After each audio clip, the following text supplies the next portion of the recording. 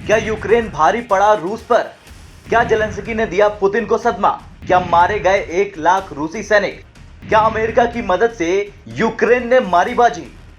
रूस और यूक्रेन के बीच जंग को 9 महीने बीत गए और इस बीच एक रिपोर्ट में दावा किया गया कि रूस की सेना को कम से कम 1 लाख से अधिक सैनिकों का नुकसान हुआ। ये रिपोर्ट अमेरिका के एक शीर्ष जनरल ने जारी की है, जिसमें उन्होंने दावा किया कि कीव के सशस्त्र बलों को भी शायद युद्ध के समान स्तर के हताहतों का सामना करना पड़ा हो।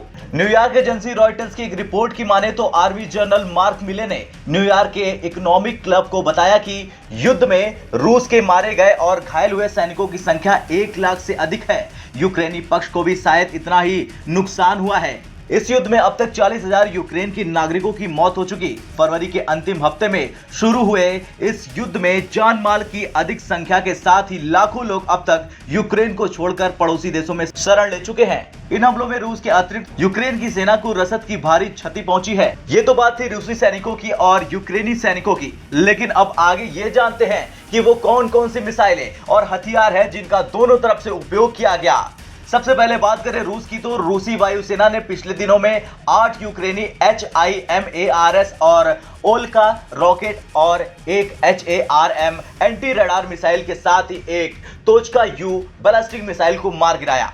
HIMARS अमेरिकी सेना का एडवांस रॉकेट लॉन्चर है जो बीते दिनों रूस पर भारी पड़ रहा था। इस खबर की पुष्टि की है न्यूज एजेंसी ने और बताया है कि अब तक रूस यूक्रेन के 21,000 से अधिक अत्याधुनिक सैन्य उपकरणों को नष्ट किया जा चुका है। कुल मिलाकर बात की जाए तो रूसी सशस्त्र बलों ने 331 यूक्रेनी सैन्य विमान, 169 हेलीकॉप्टर, 2,452 मानव रहित हवाई वाहन, 386 सतह से हवा में मार करने वाली मिसाइल प्रणाली, 6,398 tank, 883 multi rocket launcher, 3,560 field artillery gun mortar और 7,086 विशेष सैन्य मोटर वाहनों को नष्ट कर दिया। रूस और यूक्रेन के बीच में युद्ध 9 महीने लंबा खिंच चुका है। अभी भी स्थिति जमीन पर विस्फोटक ही बनी हुई है। दोनों तरफ से आक्रमण हो रहा, लेकिन इन 9 महीनों में पहली बार रूस सही मायनों में बैकफुट पर नजर आया। उसकी तरफ से खेरसॉन से अपनी सेना को वापस बुलाने के आदेश जारी कर दिए गए हैं। ये वही इलाका है जहां पर एक वक्त रूसी सेना ने अपना कब्जा जमाया था।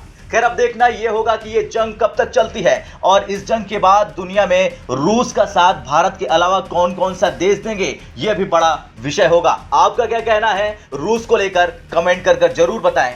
ब्यूरो रिपोर्ट, भारत तक।